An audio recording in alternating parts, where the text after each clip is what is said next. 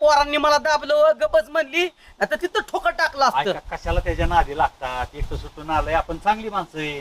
अध्यक्ष तो आलाय ते आलाय पण माहितीये का गांजा विकाय चालू केलाय त्यांनी. हो. गांजा विकतोय तो गपचूप मध्ये आणि मग तू जडीबुटी विकतोय हो. आयुर्वेदिकच्या नावाखाली.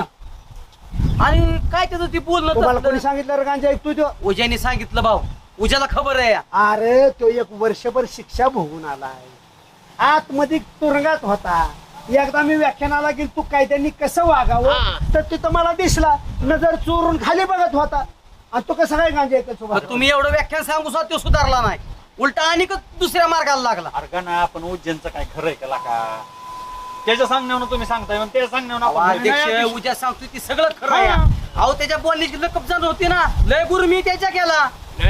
पोरं बघा खोटं बोलणार नाही, पोरं खोटं बोलणार नाही. मी काय म्हणतोय, त्याला वाद घालण्यापेक्षा त्याला हे करण्यापेक्षा आपण समजून सांगायचं का जाऊन रामभाऊ? चालतंय. सांगू ना का पाटील? काय द्यायचे कोणाला सांगायचं? काय राव भाऊ, समजून सांगतून बसतून मिटावतू दोन ठोकर टाका त्याला गेल्या नाही गेल्या. नाही नाही, हे बघ गाव बिघडलं एका माणसामुळं, एका माणसाला सरळ करायला काय वेळ लागतोय आम्हाला? सतीशला काय